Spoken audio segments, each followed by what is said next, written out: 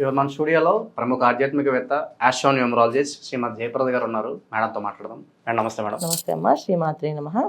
మార్చి 29 నుంచి శని గ్రహం అనేది కుంభరాశి నుంచి మేన్ రాశిలోకి సంచారం జరుగుతుంది. ఈ ప్రభావం తులారాశి వారి మీద ఎలా ఉండబోతుంది మేడం? తప్పకుండా. సో తులారాశి వాళ్ళకి ఎలా ఉంటుంది అంటే కంటే తులారాశి వాళ్ళకి బాగుందని మనం పాజిటివ్గా చెప్పుకుందాం. ఎందుకంటే బాగుండాలనే కోరుకుందాం. ఎందుకు బాగుండాలని కోరుకోవాలంటే వీళ్ళు చాలా వరకు తులారాశి వాళ్ళు ఎప్పుడు ఏదో కష్టపడుతూనే ఉంటారు. సో ఎంత కష్టపడినా దానికి ఫలితం ఉండదు. కానీ శని భగవాన్ ఇక్కడ కర్మకారకుడు కనుక కష్టపడే వాళ్ళ పక్కన ఉంటాడు ఆయన. ఎవరైతే బాగా కష్టపడుతున్నారో వాళ్ళకి మంచి ఫలితాలు ఇస్తారు. తులారాశి వాళ్ళు మొదటి నుంచి ఏంటంటే ఏదో ఒక పని చేస్తూనే ఉంటారు. వాళ్ళు ఏమి ఏ రోజు కూడా మనం ఈ రోజు ఈ పని చేయకుండా ఉందా అని అనుకోరు. ఆ తత్వం ఏంటంటే పని చేస్తూ ఉంటారు. ఏదో ఒక పని, చిన్నదో పెద్దదో, ఏదో పని చేస్తున్నాం, అది రూపాయో 10 రూపాయలు సంపాదిస్తున్నాం, అది ఎంత సంపాదించాలి లెక్క ఉండదు. పని అయితే చేస్తున్నాం, సంపాదించాలి అనే లక్షణం ఎక్కువగా ఉంటుంది. వీళ్ళకి శని భగవానుడు మంచి ఫలితాలు సత్ఫలితాలు ఇస్తున్నాడు ఖచ్చితంగా. అయితే కొంతమంది ఏంటంటే తులారాశిలో ఉన్నవాళ్ళు సోంబేరిగా ఉన్నవాళ్ళు, ఏ పని పాటు చేయకుండా వాళ్ళు, భార్య సంపాదన మీద లేదా భర్త సంపాదన మీద బతికేవాళ్ళు, లేదా తల్లిదండ్రులు వేధించుకు తినే వాళ్ళకి వాళ్ళ మాత్రం శిక్ష పడుతుంది. వాళ్ళు ఖచ్చితంగా క్రమశిక్షణలో పెడతారు. అయినా వాళ్ళకంటే ఒక గుర్తింపు వస్తుంది. అంటే క్రమశిక్షణ ఎందుకు అంటే వాళ్ళ మంచిగా ఏది ఈ రోజు నుంచి వీళ్ళకి డే 1 నుంచి కౌంట్ అనమాట. సో 100 తప్పులు అయ్యే వరకు దేవుడికి క్షమిస్తాడు అన్నట్టుగా శని భగవానుడు 100 టైమ్స్ వీళ్ళకి ఛాన్స్ ఇస్తాడు మారడానికి. సో ఎవరికి క్రమశిక్షణగా లేని వాళ్ళకి, క్రమశిక్షణ ఉన్న వాళ్ళకి ఆయన సాయం చేస్తాడు ఖచ్చితంగా. తోడుంటాడు. వ్యాపారంలో అభివృద్ధి ఉంటుంది. ఉద్యోగాలు రావడానికి వచ్చే అవకాశం ఉంటుంది. ఉద్యోగాలు మంచి స్థాయిలోకి వెళ్ళే అవకాశం ఉంటుంది. ఈ కోర్టు వ్యవహారాలు భూదందాల్లో చిక్కుకున్న వారికి మంచి ఫలితాలు ఏమైనా ఎక్స్పెక్ట్ చేయొచ్చా మేడం? దాంతో తక్కువ ఫలితాలు ఉన్నాయి. ఎందుకంటే ఇక్కడ కోర్టు సంబంధించిన వ్యవహారాలు ఇబ్బందులు అనేది ఏంటంటే జనరల్గా మీనరాశిలో ఎప్పుడైతే శని భగవాన్ ఉన్నాడో ఇక్కడ తులారాశి అధిపతి శుక్రుడు ఖచ్చితంగా కొంచెం యోగాల్ని అదృష్టాల్ని కాస్త ఇబ్బంది పెడతాడని అర్థం. అంటే ఇబ్బంది పెడతాడంటే అవి అనుభవించలేము. ఎదురుగుండా భోజనం ఉంటుంది కానీ తినలేరు, వర్క్ ఉంటుంది, అంత వర్క్ చేసి ఆ భోజనం చేయాలి. ఈలోపు ఆ భోజనం చల్లగైపోతుంది. సో చల్లగైపోయిన తర్వాత ఆహారం తిన్నట్టు అనిపించదు. అలాంటి సిచ్యువేషన్స్ క్రియేట్ చేస్తారు. అది జరుగుతుంది. సో దానిలాగే కోర్టు సంబంధించిన వ్యవహారాలు కానీ, భూమి స్థలాలకు సంబంధించిన కానీ, స్థలాలు పొలాలు వెళ్ళిపోయినే ఉంటాయి కానీ చేతిలో క్యాష్ ఉండదు. ఒకళ్ళు అమ్మాలంటే అమ్మలేకపోతాం ఆ స్థలాల్ని. సో అమ్మితే మనకు డబ్బులు వస్తాయి కదా అనుకోవడానికి అవకాశం ఉండదు. సో స్థలాలు పొలాలు ఉన్నా అలాంటివి ఉంటాయి. అయితే ఇవి అమ్మాలి అనే అవకాశం అంటే రావాలంటే వాళ్ళ జాతకం ఎలా ఉందో చూసుకోవడం. జాతకంలో పరిహారం ఇప్పుడు గోచారంలో మీనరాశిలో ఉన్నాడంటే వ్యయస్థానం అది. సో వ్యయస్థానం అంటే ఖర్చులు పెట్టే అవకాశం, ఖర్చులు అధికంగా చేసుకునే అవకాశం ఉంటుంది కనుక ఈ ఖర్చుల్లో ఇది అమ్మచ్చా అనేది వాళ్ళ జాతకంలో చూపించుకుంటే కనుక ఖచ్చితంగా ఫలితం ఉంటుంది. లేదు అంటే కాస్త ఇబ్బంది పడే అవకాశం కనిపిస్తుంది. ఆరోగ్యపరంగా ఎలా ఉండబోతుంది మేడం? మరి ఆరోగ్యం చాలా జాగ్రత్త చూసుకోవాలి. ఎందుకంటే శని భగవాన్ అంటేనే ఫస్ట్ ఆయుః కారకుడు అంటాం, కర్మ కారకుడు అంటాం. అంటే ఆరోగ్యం అనేది వాళ్ళ చేతిలోనే ఉంటుంది. ఎవరి ఆరోగ్యం వాళ్ళ చేతిలోనే ఉంటుంది. క్రమశిక్షణగా మనం పొద్దున్నే లేవడం, టైంకి తినడం, టైంకి పడుకోవడం, టైం టు టైం పని చేస్తే ఏ ఇబ్బంది రాదు. ఈ కాలాతీతమైన పనులు చేస్తే కనుక ఖచ్చితంగా ఇబ్బంది. అంటే రాత్రిపూట పార్టీస్కి వెళ్ళడం, నైట్ తినడము, నైట్ తాగడం చేస్తే మాత్రం డెఫినెట్గా వీళ్ళకి చాలా పెద్ద పెద్ద శిక్షలు పడతాయి. మామూలుగా పడవు. ఎలాగంటే ఉతికి ఆరేసేస్తారు ఆయన, అంత గట్టిగా దెబ్బలు పడతాయి. సో దెబ్బలు పడతాయి, నిజంగా పడతాయి అంటే పడతాయి. ఎలాంటి విషయాలు పడతాయి చెప్పలేం. కెరీర్కి సంబంధించిన విషయాలు రావచ్చు. చాలామంది సెలబ్రిటీస్ చెడ్డ పేర్లు వచ్చే అవకాశాలు ఉంటాయి. సో వీళ్ళకైతే ఎక్కువ బయటపడతాయి కొంచెం.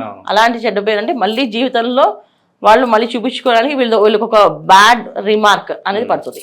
ఆ అవకాశం ఎక్కువగా తులారాశి వాళ్ళకి ఉంది కనుక జాగ్రత్తగా ఉండడం అనేది ముఖ్యం.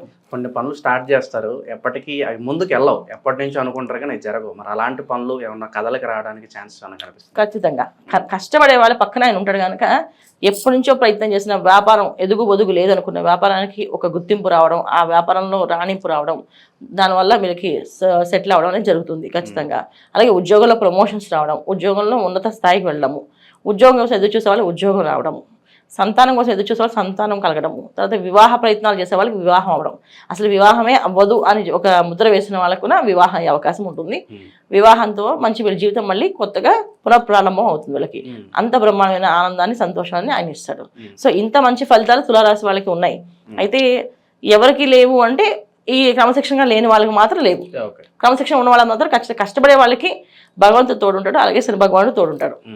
కష్టపడలేని వాళ్ళకి మాత్రం కష్టపడి వాళ్ళకి భగవంతుడు అంటే ఏంటో చూపిస్తారు, శని భగవాన్ అంటే ఏంటో కూడా చూపిస్తాడు. అలా పద్ధతి నేర్పిస్తారు. జీవితం అంటే ఏంటో నేర్పిస్తాడు, ఖచ్చితంగా నేర్పిస్తారు. అంటే జీవితంలో శని భగవానుడు వచ్చి వెళ్ళాడు అంటే ఎవరికైనా సరే, ఏ రాశి వాళ్ళకైనా సరే మనం అంటే ఏంటో తెలిసిపోతుంది దానికి. ఉమ్. అలా మనం ఆ పద్ధతిలో బయటపడతాం ఖచ్చితంగా. సో ఒక మిలిటరీలో రూల్స్ పాటిస్తే ఒక మనిషి మానవత విలువలతో బయటకు వస్తాడు అని ఏదైతే అంటామో అలాగా ఈ ఏలాంటి శని ప్రభావం కానీ శని భగవాన్ యొక్క తత్వం కానీ మన మీద పడిందంటే ఖచ్చితంగా మనం ఒక మనిషిలాగా మారుతాం. ఇంకా మెరుగైన ఫలితాన్ని పొందడానికి తులారాశి వారికి ఏదైనా మంచి రెమెడీస్ ఉంటే తెలియజేయండి మేడం. ఖచ్చితంగా వీళ్ళు నిత్యము చేసే కార్యక్రమాల్లో ఏంటంటే ఎక్కువ వీళ్ళు విష్ణు ఆరాధన చేయడం. తులసి దళాలతో ప్రతి బుధవారం విష్ణువుకి లక్ష్మీ అమ్మవారికి అష్టోత్తరం చేయడం. ఈ తులసి దళాలతో పూజ చేస్తూ ఆ దళాలని కాస్త వాళ్ళ వ్యాపార సంస్థలో, వాళ్ళు ధనం పెట్టుకునే సంస్థలో, అది ధనం పెట్టుకునే బిరువాలో కానీ పెట్టుకోవడం వల్ల వాళ్ళు ప్రయాణం చేస్తే ప్రయాణంలో వెళుతున్నప్పుడు ఆ కార్లో కాస్త పెట్టుకొని వెళ్తూ చేస్తూ ఉంటే ఎటువంటి ప్రమాదాలు జరగవు, ఎటువంటి ఇబ్బందులు రాకుండా ఆర్థికమైన అభివృద్ధి అనేది ఉంటుంది. ప్రతి బుధవారం తులసి దళాలతో పూజ చేసుకోవాలి. చేసుకుంటూ వెళ్తే దినదిన అభివృద్ధి అనేది ఖచ్చితంగా తులారాశి వాళ్ళకి ఉంటుంది. జనరల్ శని భగవానుడు అంటే మనం ఏదైనా శనేశ్వరుడు అనగానే భయపడుతుంటాం. ఇది ఎలాంటి శని ప్రభావం వస్తుంది, అర్ధాష్ట శని వస్తుంది, అష్టమ శని వస్తుంది అని చెప్పేసి. సో ఎక్కడ మనుషులు ఎక్కడ ఎవరో ఏది క్రమశిక్షణ పెట్టరు. మనలో ఉన్న ఒక రూపం ఏదైతే ఉందో అది బయటపడుతుంది. సో ఆ మనలో ఉన్న రూపాలు ఏంటంటే చాలామందికి మంచితనం అనేది కొంతమందికి ఉంటుంది, కొంతమందికి చెడు లక్షణాలు ఎక్కువగా ఉంటాయి. సో చెడు లక్షణాలని కమ్మి దాచిపెట్టేసి మంచి రూపంలో వేసుకుంటూ నడిచే వాళ్ళందరినీ ఆయన ఆ చెడు రూపాన్ని బయటపెడతాడు. అలాగే మంచి లక్షణాలు ఉన్న వాళ్ళకి ఆ మంచి రూపానికి ఒక గుర్తింపు అనేది ఇస్తాడు. అది శని భగవానుడు చేసే మెయిన్ క్రమశిక్షణ. కర్మకారకుడు అంటే మన కర్మ అనేది ఏంటి అంటే మన గత జన్మలో చేసుకున్న కర్మని ఎలా చేసుకున్నామో ఈ జన్మ తీసుకుంటాం. ఈ జన్మలో మనం చేయాల్సిన పనులు ఏవైతే ఉన్నాయో అది ఆయన చేపిస్తాడు ఖచ్చితంగా. ఒకరు కష్టపడుతున్నారు, బాగా ఇబ్బంది పడుతున్నారు, అధిక కష్టం ఎక్కువగా ఉంది అంటే వాళ్ళు అలా పడి తర్వాత అదృష్టాన్ని అందుకోవాలన్నమాట. అందుకని ఆ కష్టం పడేలాగా చేస్తాడు ఆయన. అందుకే కష్టపెట్టాడు అని అనుకోకూడదు. ఆ కష్టం ఒక విలువ తెలిస్తేనే మనకు ఆ సుఖం విలువ తెలుస్తుంది. సో ఒకసారి కష్టపడ్డాము అంటే ఈ కష్టానికి సుఖం అనేది వస్తుంది అని అర్థం.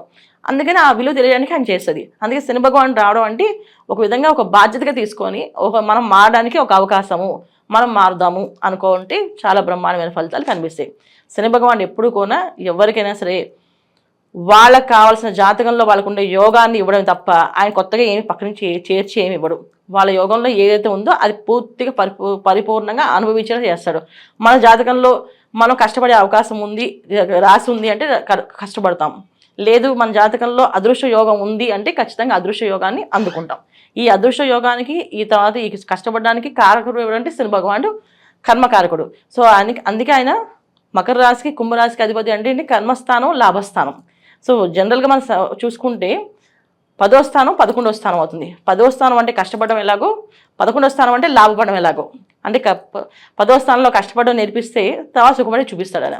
ఈ విధంగా ఉంటుంది కనుక శని భగవానుడు యొక్క తత్వాన్ని మనం అర్థం చేసుకొని ఆయనకి ఏది నచ్చుతుంది, తీయగా మాట్లాడడము, ఎదుటి వాళ్ళని నొప్పించకుండా ఉండడము, మనం తల్లిదండ్రుల దగ్గర మన భార్య పిల్లల్ని బాధ్యతగా చూసుకోవడము, అలాగే ఈ పద్ధతుల్లో మనం ఎవరితోనైనా మాట్లాడినప్పుడు స్పష్టంగా నిదానంగా చెప్పడము, నచ్చలేదు అని మొహం మీద చెప్పకుండా నచ్చట్లేదు అని నిదానంగా చెప్పడం అనేది చేసుకుంటూ వెళ్తే అన్నీ అనుకూలంగా మారుతాయి. ఇది శని భగవాన్ ఒక తత్వం. తులారాశి వాళ్ళందరికీ కూడా గుడ్ టైం స్టార్ట్ అవ్వాలని చెప్పి మనస్ఫూర్తిగా కోరుకుందాం మేడం. ధన్యవాదాలు. నమస్తే అమ్మా. శ్రీమాతే నమః.